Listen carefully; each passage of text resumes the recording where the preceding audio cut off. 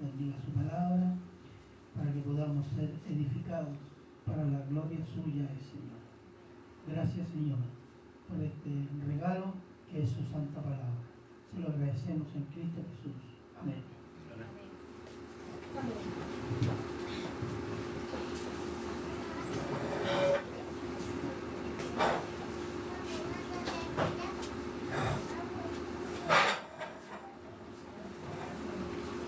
Génesis.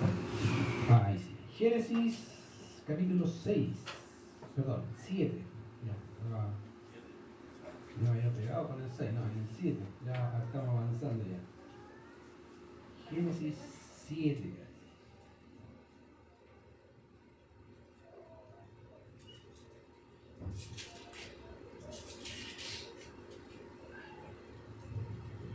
Ok, si lo tiene ahí, quiero que se quede ahí. Vamos a estar estudiando hoy ese capítulo. Ahora, obviamente, en el anuncio que generalmente el hermano Francisco colocan, siempre le doy la cita, tratamos de darle la cita. Yo dije, ok, voy a dar el 17, voy a hacer todo el 7. No se pensaba en realidad. Hasta que en realidad dije, no voy a alcanzar a hacer todo el 7. ¿Y por qué? Porque en realidad prefiero tomarme el tiempo de explicar bien el pasaje en vez de correr en el pasaje. Creo que es mucho mejor, así podemos entender bien cada texto en su contexto y así poder aprender. Así que vamos a estar viendo el Génesis 7, versículo 1 al 5 en esta ocasión, y después, mediante, espero que nos toque ver toda la otra sección del capítulo 7 con mayor claridad. Así que, obviamente, si vio el anuncio de Génesis 7, colóquele en su mente del 1 al 5. Así que, obviamente, hace unas semanas, queridos, hemos estado estudiando sobre Génesis, capítulo 6, capítulo 7, y obviamente Génesis 6, 7, 8, hasta el 9, habla de la historia de Noé, o el arca de Noé. Una de las historias más conocidas por los niños, en realidad, y creo que también se supone que por los adultos. No sé si con detalles la conocemos, pero si no, la idea es poder aprender un poco de Génesis, y obviamente de este hombre llamado Noé, de su vida piadosa, de su forma de ser.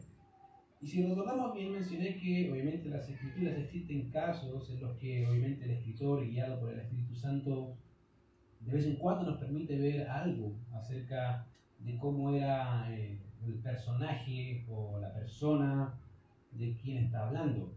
De hecho, no sé si obviamente también no solamente vemos al escritor dándonos su opinión, sino que también Dios mismo nos permite ver qué piensa Él de tal o cual persona. ¿Ya? Y tomamos como ejemplo, no sé si recuerdan la descripción de que las escrituras nos dan acerca de Job. ¿Se acuerdan? Lo mencioné, que Dios dice, o cuando leemos Job, capítulo 1, verso 1, dice, hubo en tierra de Uz un varón llamado Job. Este era varón perfecto y recto, temeroso de Dios y apartado del mal. Y uno Isaías es lo que dice el escritor. Pero más adelante, en el mismo capítulo 1, vemos una conversación angelical, o celestial, diría mejor dicho, entre Satanás y Dios, ¿se acuerdan? O Dios y Satanás. Y Dios le dice a Satanás, ¿no has considerado a mi siervo Job, que no hay otro como él en la tierra, varón perfecto y recto, temeroso de Dios y apartado del mal? En otras palabras, obviamente, si entendemos que el escritor del libro de Job es guiado por el Espíritu Santo, es la opinión del Espíritu Santo, pero también tenemos la opinión del Padre acerca de Job. Y como dije, en algunas ocasiones se nos permite ver o se nos permite visualizar en primera plana la vida de diferentes santos del Antiguo Testamento. Ahora, obviamente, ya Noé es uno de estos donde se nos permite ver cómo era su forma de vida o cómo él vivía en su tierra o en su región o en su tiempo. De hecho, habíamos visto en Génesis 6:9 que dice, estas son las generaciones de Noé. Noé, varón justo, era perfecto en sus generaciones, con Dios caminó Noé. ¿Se acuerdan? Lo vimos. Se lo estoy haciendo para que recuerden un poco de él. Y habíamos comentado de la vida de ese hombre piadoso. Solo quiero recordar algo, obviamente, de él, y es que obviamente se resalta algo ahí que es su vida de justicia. Obviamente en su generación, que resalta sobre su generación, su conducta, su modo de vida, no solo era un modo de vida interno, sino que se reflejaba de forma externa. Es interesante porque cuando dice que no era un varón justo, no es que él era justo por sí mismo, sino que en realidad fue hecho justo. Y eso se veía no solamente en el estado en que Dios lo declaró justo, sino su forma de vida mostraba en realidad esa justicia.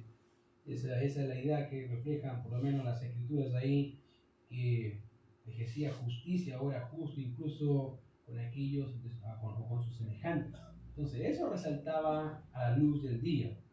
Ahora, algo interesante que les comenté es que si bien Noé en su generación fue uno de miles de personas que estaban en ese tiempo, él hizo la diferencia. ¿Se acuerdan? Uno. Dice, pero uno puede hacer la diferencia. Sí, ese uno hizo la diferencia. Y lo interesante es que a pesar de su contexto, donde el mismo texto bíblico dice que todos los seres de la tierra habían desviado a su camino y se fueron a la maldad, hubo uno que no hizo eso. Y ese fue el justo Noé. Ahora, ¿a qué nos lleva a pensar en eso en realidad si lo pensamos en nuestra vida? En realidad, por la gracia de Dios somos hechos justos y podemos hacer la diferencia, así como Noé hizo la diferencia. Y eso es un mea culpa que uno podría hacerse a sí mismo si es que hace o no la diferencia en el mundo, ¿cierto? Cada uno, de hecho, las escrituras nos llama a ser luz en el mundo. La pregunta es qué tipo de luz eres, ¿cierto? Esa luz en LED que se prende y se apaga, o en realidad un faro que alumbra un lugar oscuro. Bueno, eso solo tú puedes saberlo. Pero en este caso, este justo llamado Noé vivía de forma justa sin importar las consecuencias. También habíamos hablado que la vida de este justo no solo tuvo un beneficio personal, ¿se acuerdan?, sino familiar. Un hombre que camina con Dios no solo se veía reflejado en su conducta externa para con los de afuera de su hogar, sino mayormente con los que están en su hogar. Y eso se ve obviamente en la vida de este hombre. Fíjense, es interesante, cuando uno habla de justo, generalmente uno ve y dice la conducta con los de afuera. Sí, pero los de adentro son los que pueden decir con mayor certeza si vive justamente o no. Y aquí vemos en realidad un hombre que, por su ejemplo, por su vida, llevó a su familia a salvación, literal. Salvó a su familia. De hecho, Hebreos dice que él no solamente condenó al mundo con su fe, sino que también salvó a su familia por esa misma fe. Y eso es interesante notar, querido, que desde muy temprano vemos podríamos decir, el liderazgo cristiano o el liderazgo espiritual. Un hombre que sabe cuál es su labor, espiritualmente hablando, va a llevar a su familia a hacer exactamente lo que Dios quiere que haga. Y vuelvo a decir, no importa las consecuencias. Porque probablemente en el caso de Noé, su familia era mirada como extraña.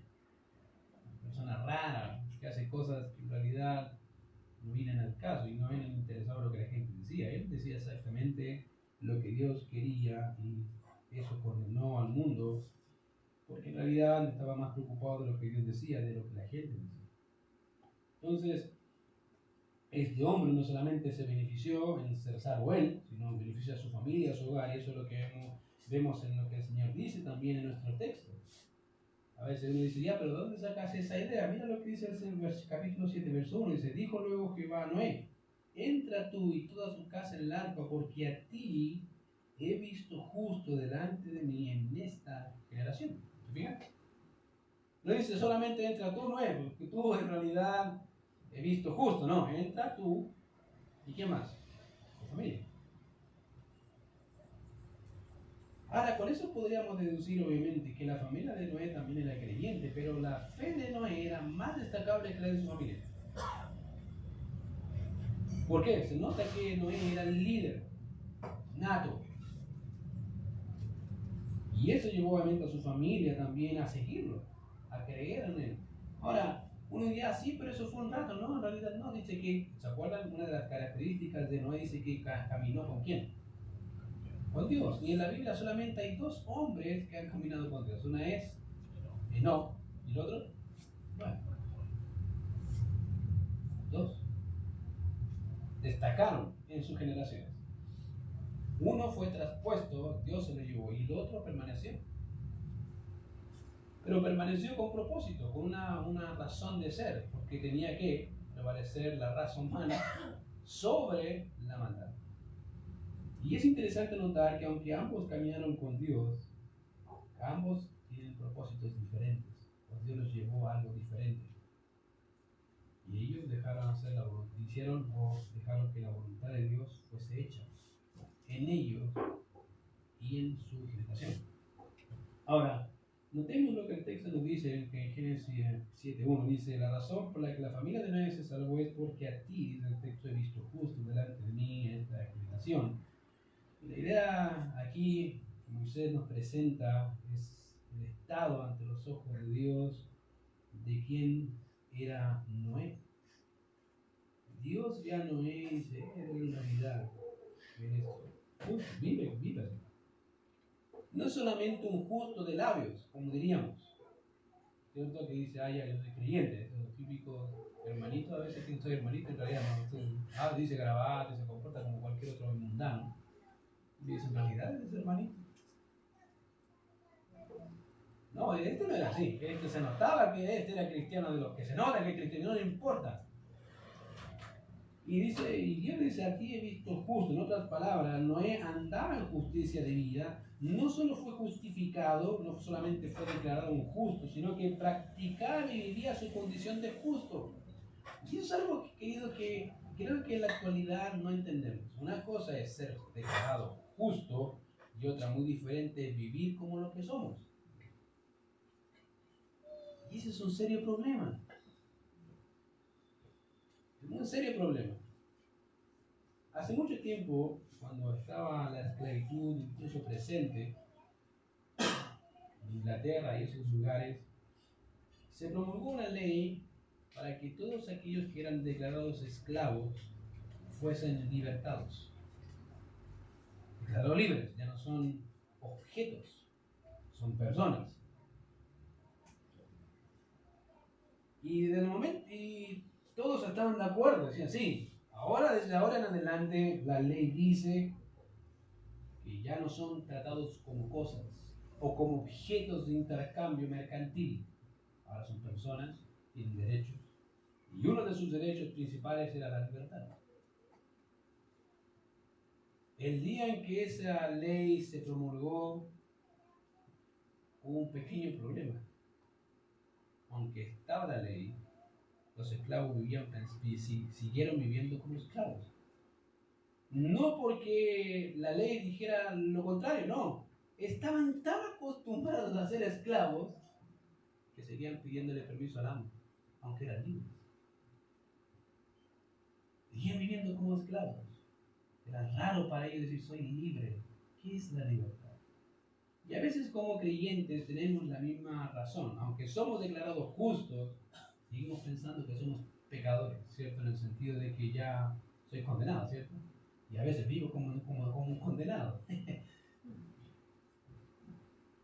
Como si fuese un impío más. No, querido. La ley ya fue dictada y la sentencia fue dicha por el Padre de las luces, ¿cierto? Y dijo, Él es justo. Entonces, ¿qué debes hacer? Vivir como justo.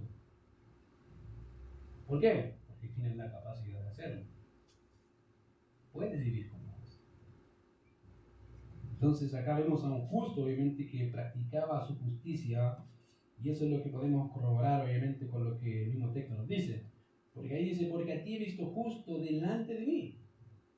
Ahora, esa expresión que dice ahí delante de mí, también puede ser traducida como en mi presencia. Y me encanta esa expresión, en realidad me gusta harto. Porque me permite visualizar no solamente algo de la vida de Noé, y es que Noé vivía pensando que estaba ante los ojos del Dios que ve todas las cosas. Por eso caminaba con Dios. Imagínate. Algo que para nosotros debería ser normal. Para el judío, después del tiempo del pacto, en que Dios hace un pacto, se acuerda con Israel, era algo raro. De hecho, muy pocas veces vas a encontrar esa expresión en presencia de o delante de mí. Lo vas a encontrar, pero obviamente no es muy común. Y aquí vemos a un hombre que entendía muy bien eso. Era anterior a la ley y sabe muy bien qué significa caminar con Dios. Significa vivir en integridad, en pureza de corazón y pensando que Dios me mira siempre. Cada minuto y segundo de mi vida Dios está escudriñando mi corazón. ¡Wow! Y más encima dice, a ti he visto junto en mi presencia. Sobre todo los que están en el mundo, Noé es diferente. Ante mí, podríamos decir, es una joya que alumbra en la oscuridad. La pregunta es si nosotros somos así. Una buena pregunta. ¿Somos esa luz que alumbra en la oscuridad? En realidad somos más oscuridad que alumbra en la luz de otro. No, querido, debería ser totalmente lo contrario. Aquí, como dice el texto, a ti he visto justo delante de mí o en mi presencia, y está muy bien expresado y dice en esta generación. Como dije, uno podría decir, ok, ya, pero son 2 o 3, no eran 2 o 3, eran todos los que estaban ahí, miles. Y sobre esos miles, uno. A veces pensamos que Dios se complica en trabajar con uno y que Dios no podría hacer muchas cosas con uno, querido. Dios puede hacer muchas cosas con el uno. Lo puede multiplicar en 20, sin ningún problema. Las matemáticas de Dios son muy diferentes a las nuestras. No sé si lo han notado en las escrituras, ¿cierto? 5 panes, 2 peces, wow, ¿cuántos alimentó? Más de 20,000 personas, más o menos. Con 5 panes, ¿cómo hace eso? Bueno, son las matemáticas de Dios. Con 12 conquistó el mundo. 12. 12 que si los viéramos diríamos, estos 12 no sirven para nada, ¿cierto? Diríamos, ¿qué esto no hacen? Pasan peleando.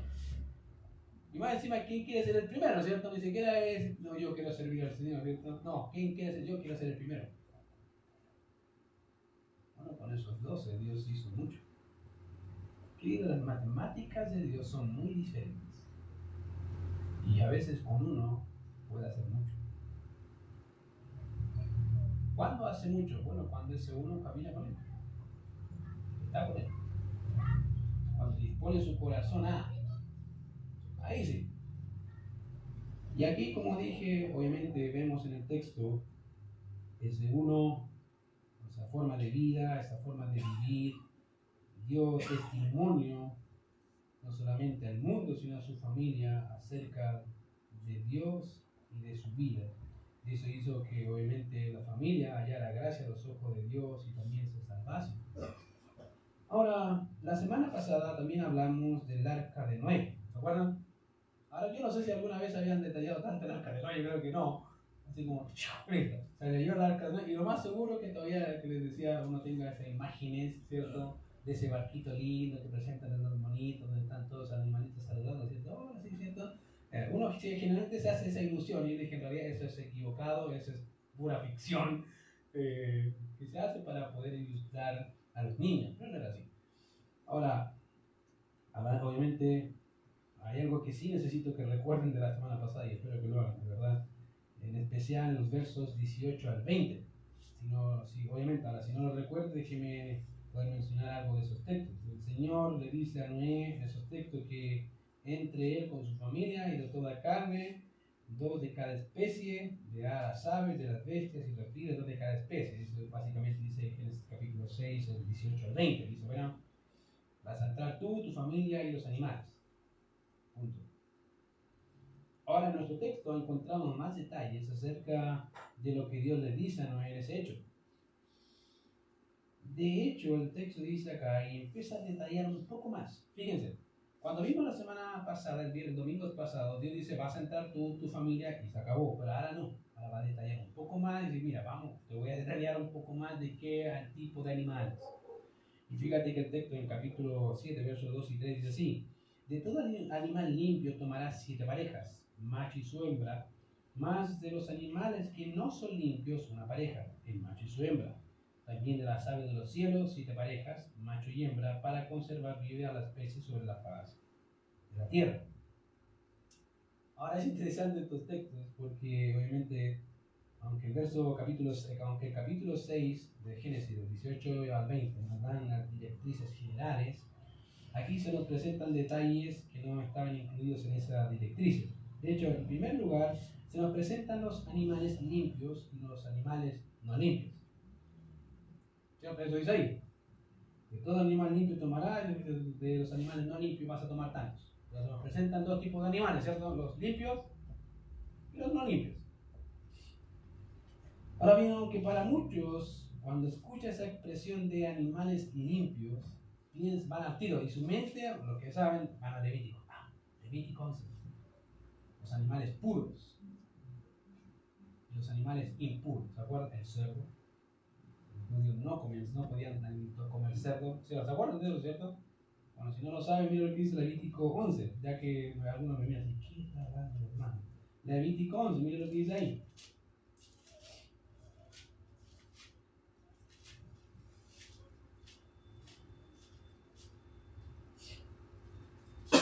Levítico capítulo 11, verso 1 hacia adelante, dice: habló Jehová a Moisés y a Aarón diciendo: hablad a los hijos de Israel y decidles: estos son los animales que comeréis de entre todos los animales que hay sobre la tierra.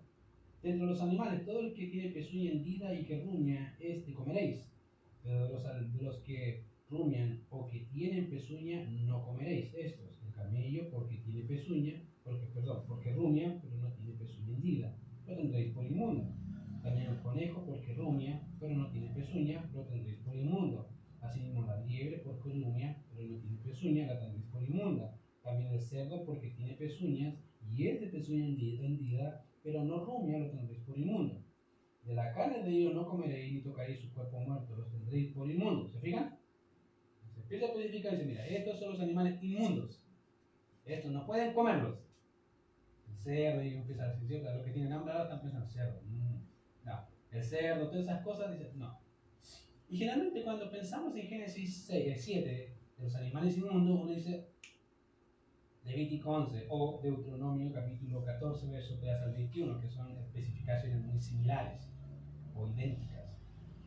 Ahora, el problema reside en que en ambos textos se nos presentan leyes de pureza ceremonial. ¿Ya? Vale decir, se nos presentan qué tipo de animales se podían comer por la nación acerca de aquello que era inmundo o limpio. Vale decir que están en un contexto de pacto, que no es lo mismo que la condición de Adán. Son cosas totalmente diferentes. Y eso es un serio problema para muchos, y se dan cuenta probablemente algunos que han leído ese texto, ¿verdad? Sí, porque son condiciones diferentes. Entonces, obviamente, en estas leyes, en este texto se nos presenta ley de pureza ceremonial, y obviamente tiene que ver con los animales que se podían comer y los que no se podían comer. Y por otro lado, se nos presenta en relación al pacto, como dije, de la nación con Dios, lo cual es un contexto diferente.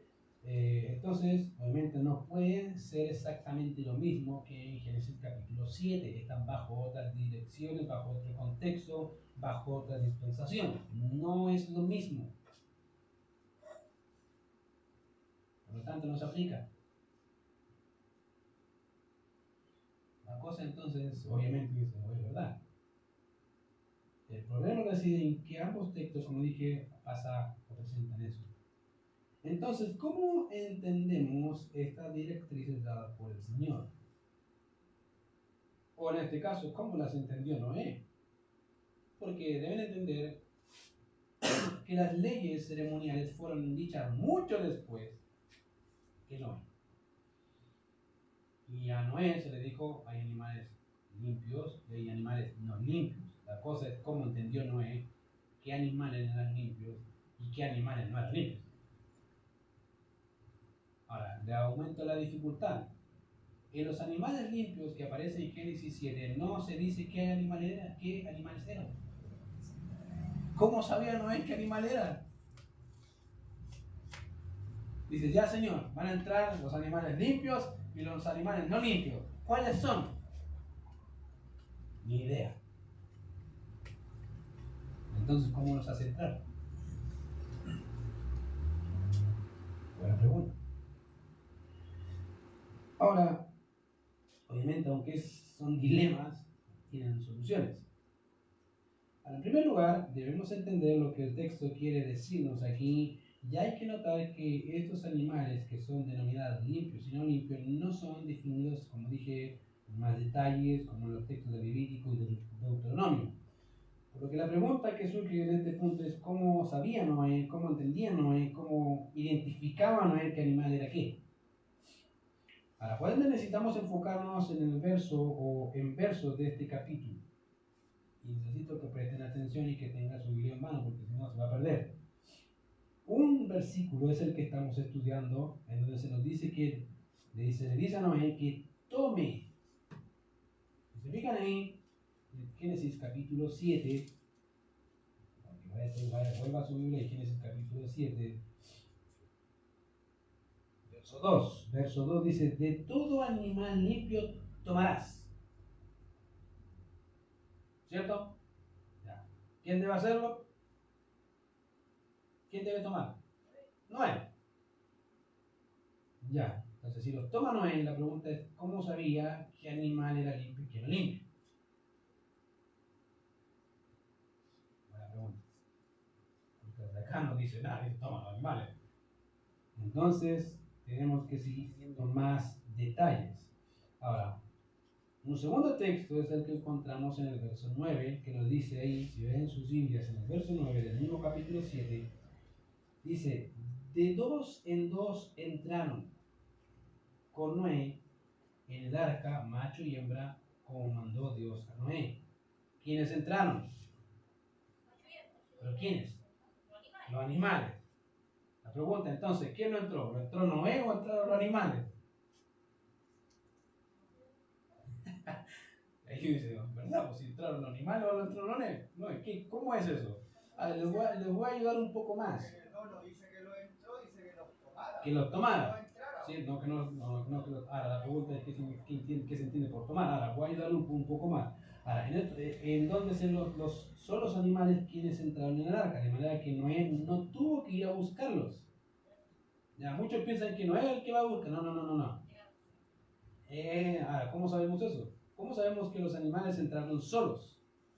Voy a ayudarte. Mira el verso 15. Nos dice, vinieron pues con Noé al arca de dos en dos de toda carne en que había espíritu de vida. ¿Qué pasó? ¿Quiénes vinieron? Solos. No hay ningún pasaje que diga que los espíritus del Señor tomen animales. No hay ninguno.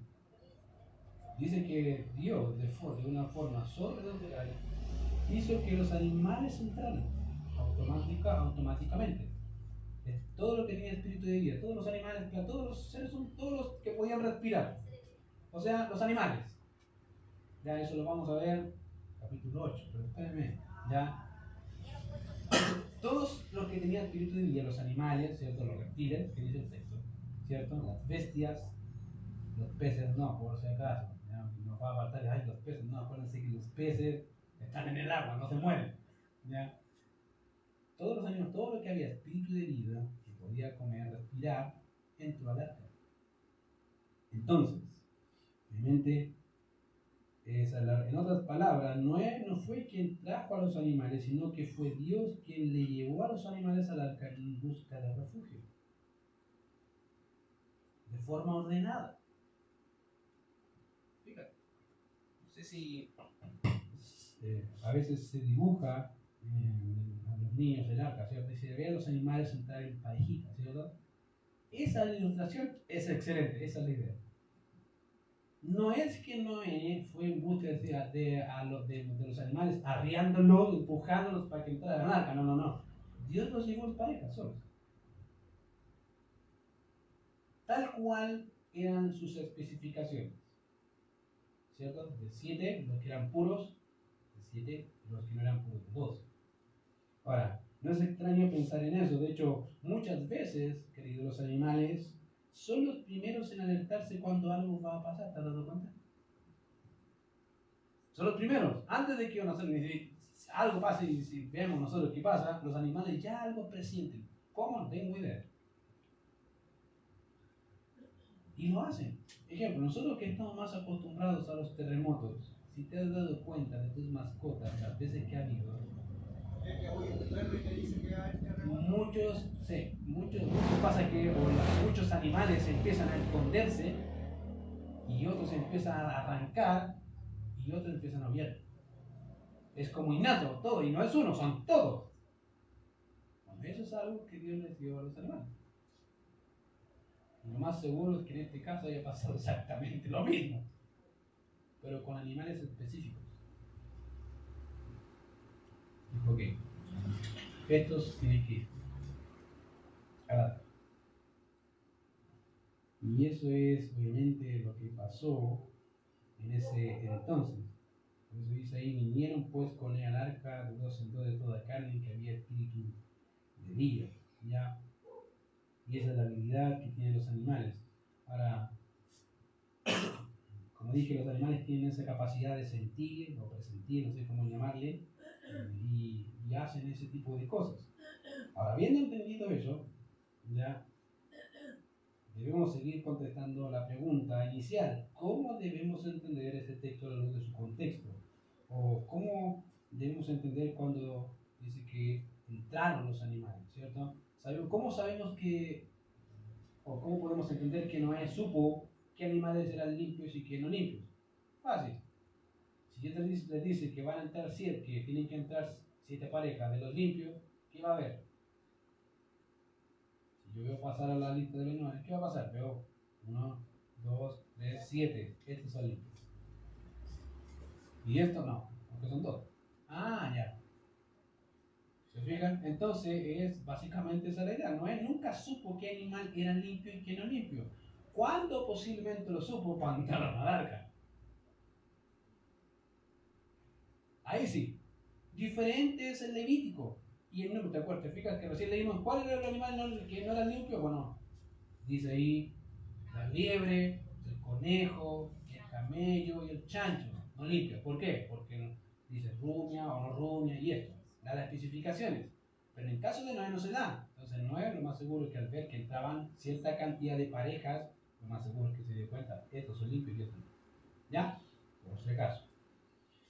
Habiendo entendido eso, debemos seguir contestando, como dije en nuestra pregunta inicial: ¿cómo debemos entender este texto a la luz de su contexto? Ahora, habiendo entendido la evidencia anterior, eso nos ayuda a poder establecer un punto aquí, y es que aunque Noé pudo ver los animales limpios y no, eso era obviamente, como dije,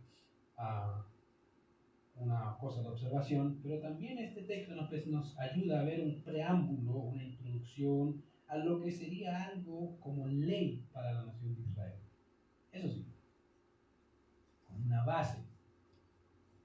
Aquí en Génesis no es una ley, pero más adelante sí sería una ley para la nación. Acuérdense, Génesis no nos va a dar todos los detalles. Génesis nos va a contar la historia de cómo Dios de la nada genera todo y de ese todo salva y hace una nación. Eso es lo que es la idea de Génesis. ¿Y por qué la nación está donde está hoy? ¿Por qué Dios la preserva? Y va a explicar, pues bueno, es un pacto y se preserva ese pacto. Entonces, nuevamente, si notamos bien aquí, viendo eso, viendo la evidencia acá, podemos entender muy bien y establecer ese tipo de conexión de lo que sería para el futuro, para la nación, y a la vez establecer el tipo de sacrificio que Dios desearía, y también nos permite ver que eso serviría también como animales para comer. Ahora, eso es para los vegetarianos, no sé si que son más estrictos, va a ser un sacrilegio, pero está en la Biblia escrito: puedes comer carne. ¿Ya? Antes no, después del pecado sí. Génesis capítulo 9, ahí están las directrices, se puede comer. ¿Ya? A mí me gusta también comer. ¿Ya? No sé si a la pública casi todos nos gusta comer carne, pero obviamente se nos dan directrices, y también esto es una directriz para establecer el tipo de animal que iba a servir también para lo que era el sacrificio. ¿Ya? Si notamos bien, estos animales limpios serían para conservar viva la especie, dice el texto, y en segundo lugar servirían para ofrecer sacrificios y para la alimentación, que es algo que en la actualidad ocupamos el 2, ¿cierto? Para la alimentación, sacrificios ya no hay, pero sí los seguimos alimentando y disfrutando de ellos. La pregunta es, ¿por qué debían hacerse, o por qué debía hacerse esto que Dios decía? ¿Por qué hay que hacerlo? ¿O por qué Noé debía hacer esto que Dios le estaba mandando? Ahora, esas son preguntas que generalmente uno hace en la realidad. ¿Por qué tengo que hacer lo que Dios me manda hacer? No entiendo todo, pero ¿por qué tengo que hacerlo? Ahora, podemos preguntar eso de dos formas, o de forma de decirle directamente, Señor, ¿por qué tengo que hacer esta cosa que no me gusta? ¿Cierto? Como perdonar. Señor, no me gusta perdonar. Dios te manda ¿qué? Perdonar. Te guste o no te guste. A veces uno dice, ¿pero por qué? Y creo que aquí en este caso, en el caso de Noé, Dios nos da la razón o del por qué Dios le mandó hacer el arca a Noé. Mira lo que dice el verso 4. Porque pasados aún 7 días, yo haré llover sobre la tierra 40 días y 40 noches, y raeré de sobre la faz de la tierra todo ser viviente que hice. Todo ser viviente que hice. No va a quedar uno con vida.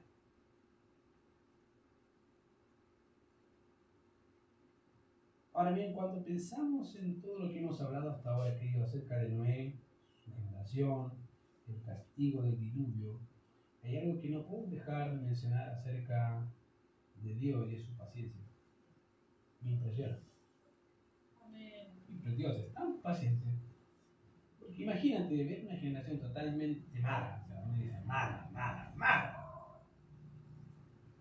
Dios les dice, les voy a dar 120 años. Cuando Dios puede decirle, los fulmina a todos, no se complica. Pero Dios les da misericordia. Dice, les voy a dar 120 años. Y no los voy a dejar solos, voy a dejar a un testigo que va a anunciar durante sus 120 años, con su vida, con sus actos y con sus palabras, que los voy a juzgar. Dios es misericordioso y paciente, querido. Nosotros a veces que vemos esa generación, una generación perdida por la que estamos muchas veces, le diríamos, Señor, ¿por qué no nos vamos contigo? Tráelos a todos y sálvanos. Listo, se acabó el problema, ¿cierto? O a veces harto de ciertas situaciones, Señor, castígalos. Se acabó. Solo se solucionó el problema. De hecho, yo creo que si hubiésemos estado acá, en ese contexto de medio, y fuésemos Dios, ya, se acabó. Hago otro. No me complico. Gracias a Dios que Él es paciente. Y muy paciente. Creo que obviamente Dios muestra su paciencia. Y no solamente eso, sino que cuando vemos el texto del verso 4, fíjate que empieza diciendo la razón de por qué. Dice, porque pasados aún 7 días. Ahora, eso puede ser traducido también como porque al cabo de 7 días. Amén. Y pareciera decirnos que Dios, si bien le dio un plazo de 120 años, dice, ok, les voy a dar 7 días más.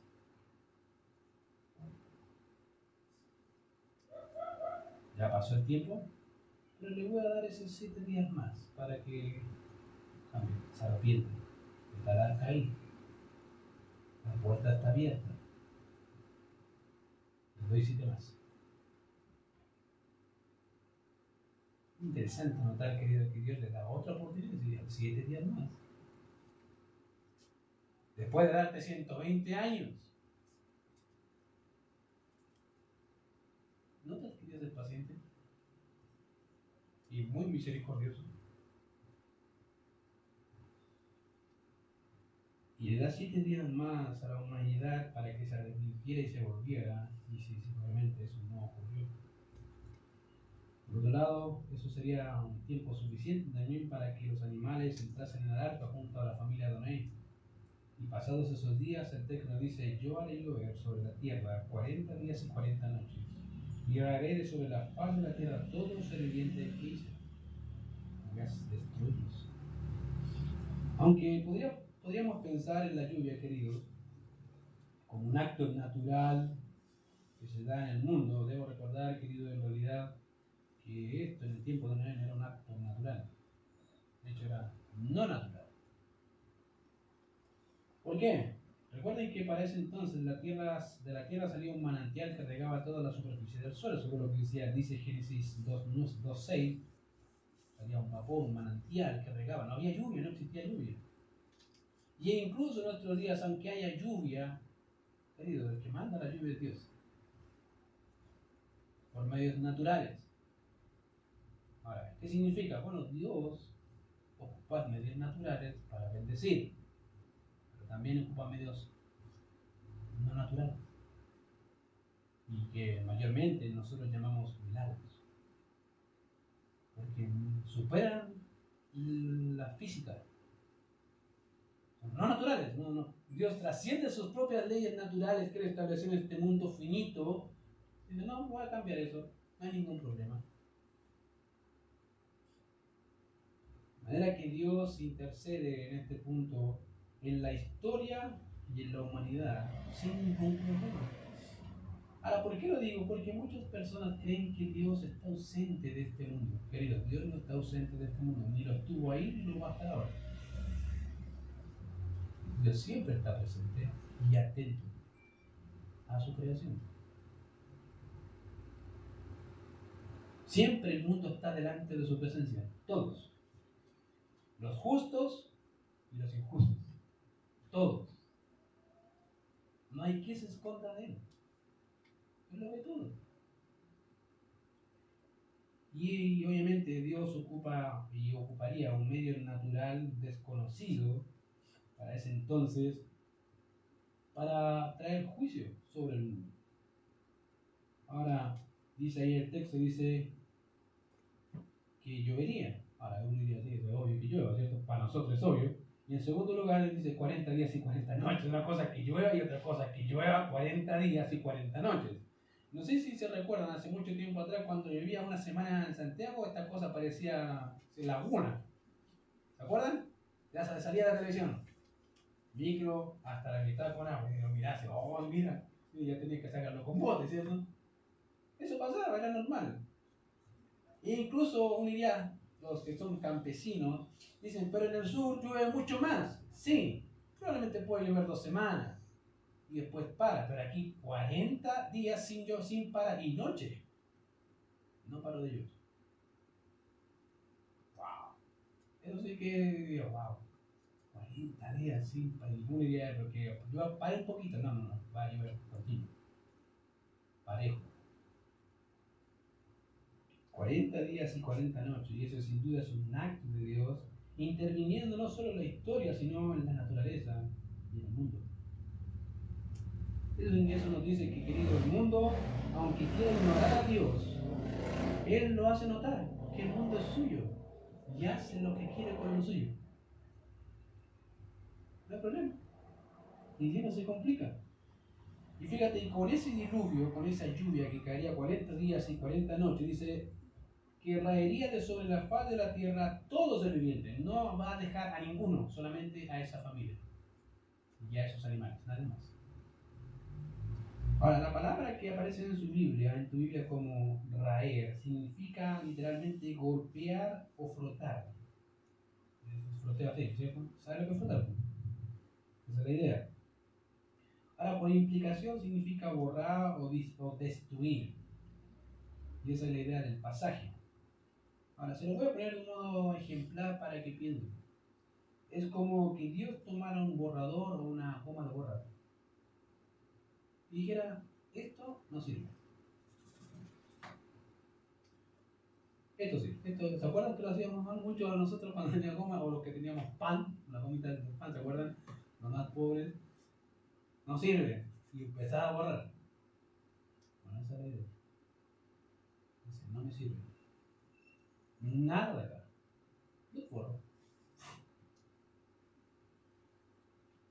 Ahora uno diría, pero tan drástico, ¿sí? Ahora, generalmente como humanos, seres finitos, decimos, pero Dios, ¿cómo tan duros? Y nos enfocamos en ese acto de justicia como si fuese injusticia.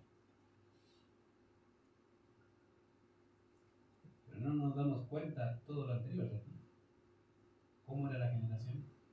¿Y cómo es Dios? Nos olvida con mucha facilidad. Y ahí vemos en realidad que dice, mira, yo le di 120 años y 7 días para que cambiaran. Y no quisieron. Se los dije, 120 años y 7 días, y no quisieron oír. Lo vieron y no quisieron entender. ¿Qué más quieres que haga? A veces, como humanos decimos, Señor, pero eres duro, pero que no hay otra forma. A veces, querido Dios, toma decisiones que ni tú ni yo como humanos haríamos, pero Dios sí. No se complica. Y si lo pasamos a nuestro tiempo y como creyentes, querido Dios, va a veces como creyentes, va a tomar medidas serias, te guste o no te guste. Porque más de una vez te dijo, no, te estoy diciendo que no, ¿cierto? Y a veces se prolonga, y Dios, por eso digo, Dios es paciente, te dije que no, y pasan 2 semanas, 3 semanas, y uno sigue, ¿cierto?, jugando con el pecado, y Dios dice, no, te dije que no. Y uno sigue, ¿ok? ¿No entendiste? Y viene la mano de papá. Y ahí dice, Señor, ¿me dolió? Me quitaste esto, me pasó esto, mira. Y Dios te dice, te dije que no. Y a veces son consecuencias que no se vuelven para atrás. Ahora, uno diría, Dios es injusto, Dios sigue siendo justo, querido. Porque es necesario para que participemos de su santidad. ¿Tú crees que Dios va a dejar a un hijo sin ser santo? Olvídalo. La única fe en que vas a ver a Dios dejando a alguien sin ser santo es porque no es su hijo. Punto. Dios no va a dejar que su hijo siga en pecado. Si no, sigue en pecado. Total, te salvé, no importa, sigue en pecado. Ya te salvé. No. Dice, ya te salvé, vive junto. Di lo más preciado que tuve y que tengo. Ya te lo di. Vive como tal. Querido, Dios de alguna forma lo que hizo con el diluvio fue borrón y cuenta nueva. ¿Se acuerdan de ese dicho? Literal. Borró. Ahora empezamos de nuevo. Dice, ¿qué borró? Personas, animales y todo lo que había. No se complicó. Y básicamente hizo un borrón y cuenta nueva de la humanidad caída para comenzar algo nuevo con un hombre, su familia y los animales. La pregunta es, ¿y qué hizo Noé? Con toda la instrucción que recibió de Dios, ¿qué hizo este hombre? Mira que en realidad, que aún la Biblia vuelve a decirte, e hizo Noé conforme a todo lo que Jehová le dijo. Todo. Aunque pareciera ridículo. Porque debe haber aparecido ridículo. 1, construir un arca. 2, hablar de un diluvio. 3, ver a los animales entrar en su barco. 4, juntar comida para el arca. Y 5, entrar en un arca. ¿Tú crees que eso era algo normal? Y eso era ridículo para el tiempo romano. Bueno, en el Evangelio dice la Biblia que para los incrédulos es locura, ¿verdad? Pero para nosotros, ¿qué es lo que es? ¿Para qué? ¿Debemos hablar? Aunque parezca ridículo. Aunque de hecho muchos se van a reír. Oye, no te preocupes. Es parte.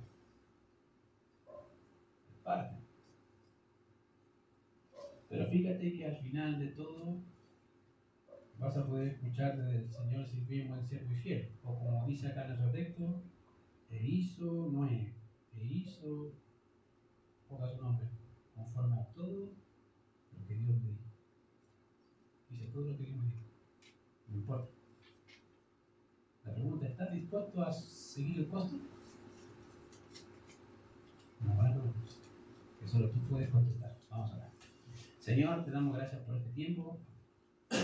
Gracias porque podemos aprender aún incluso, Señor, de pasajes que son tan conocidos y leídos por la cristiandad, Señor, y que parecieran de tan poco significado, pero en realidad tan profundo. Señor, no podía hacer algo tan rápido y pasar tan rápidamente por este capítulo al ver todo lo que había que estudiar y todo lo que podíamos aprender. Señor, yo te ruego por nuestras vidas, Señor, para que podamos ser luminarios, así como este siervo tuyo Noé lo hizo en su generación.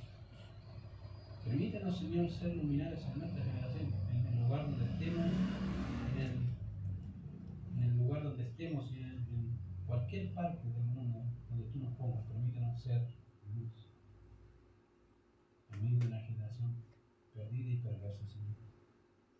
Gracias, Señor, porque Noé salvó a su familia por su ejemplo. Y permítanos, Señor, también salvar a la nuestra con nuestro ejemplo, para que al ver nuestras buenas obras te glorifiquen a ti, Señor. Permítanos vivir así cada día, hasta el día en que tú vengas por nosotros. Gracias, Señor, porque creemos tu promesa. Permítanos abrazarla cada día más, Señor. En Cristo Jesús oramos.